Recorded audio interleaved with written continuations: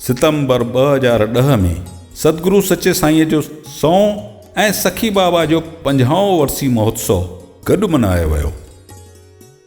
प्रभु कृपा ऐं श्री सत्यानंद सावलानीअ जी कोशिश सां सखी बाबा जे 50 वर्सी महोत्सव जे मौक़े ते सखी बाबा जी यादगिरीअ में डाक विभाग पारां ख़ासि लिफ़ाफ़ो ज़ारी कयो वियो।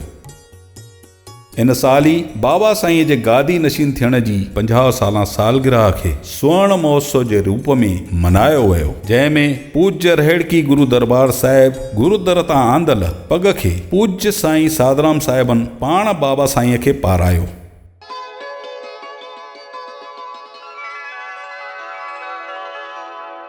इन साल खां ई बाबा साईं पारां सखी चालीहा साहिब मनाइण जी परंपरा बि शुरू थी वई। सखी बाबा जे वर्सीअ जे मेले खां पहिरियां हर साल 40 ॾींहंनि जो विर्त बाबा साईं संगत सां गॾु रखंदा आहिनि। शुरूअ में बाबा साईं सां गॾु 500 संगत सखी चालीहा साहिब जो विर्त रखियो। हाणे इहा तादाद 3000 संगत ताईं पहुती आहे।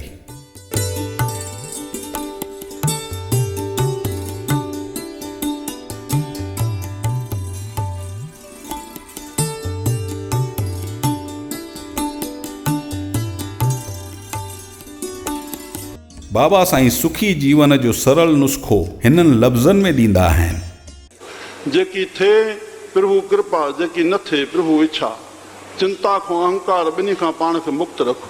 श्री राम। ज़रूर न आहे जेका तुंहिंजी इच्छा आहे उहा पूरी थिए। प्रभु जेकी करे थो जीव जे कल्याण लाइ करे थो।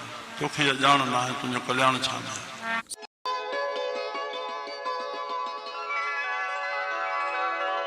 सन 2011 में 2 जनवरी जे ॾींहुं इलाहाबाद उर्फ प्रयागराज में संत बाबा आसूदाराम सत्संग भवन ऐं आरोग्य धाम जो उद्घाटन समारोह संपन्न थियो।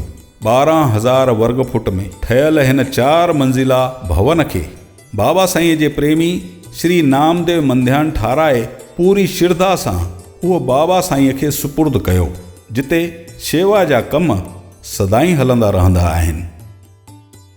75 सालनि जे इन सफ़रनामे में ई बाबा साईं जे 50 सालनि जो हिकु ॿियो सफ़रनामो बि शामिल आहे, जेको बाबा साईं पंहिंजी जीवन संगिनी गुरु माता दयाली देवीअ सां गॾु कामयाबीअ सां पूरो कयो आहे। बाबा साईं जे विहांउ जी 50 साला सालगिरह खे 1 जनवरी 2012 जे ॾींहुं गुरुदेव माता पिता जे 50 साला संयोग दिवस जे रूप में मनायो वियो। प्रभु कृपा ऐं संत कंवरराम मिशन जी कोशिश सां 1 नवंबर 2012 ते भगत साहिब जन जे शहादत जे ॾींहुं भारत जे संसद भवन में ख़ासदारनि पारां अमर शहीद संत कंवरराम साहिबन खे श्रद्धांजलि ॾिनी वई।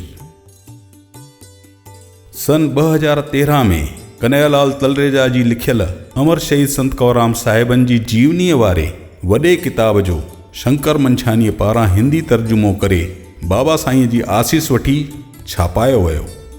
इन खां पोइ साल 2014 खे अमर शहीद संत कंवरराम साहिबन जे 75 साला शहादत साल जे रूप में मनायो वियो। इन साल बाबा साईं जी आसीस वठी शंकर मंछाणीअ संत कंवरराम साहिब के 75 जीवन प्रसंग बनाम बोध कथाएं इन किताब खे लिखियो, जंहिंखे शिव शांति आश्रम ऐं बाबा साईं पारां छपायो वियो। साल 2015 में पनो वकील जे दरबार साहिब खे बि 75 साल पूरा थिया। हिन मौक़े ते बाबा साईं जी आसीस सां शंकर मंछाणीअ वरी सखी बाबा आसूदाराम साहिब की 75 विचारधाराएं इहो किताब लिखी करे 3 हिस्सनि में शाया कयऊं।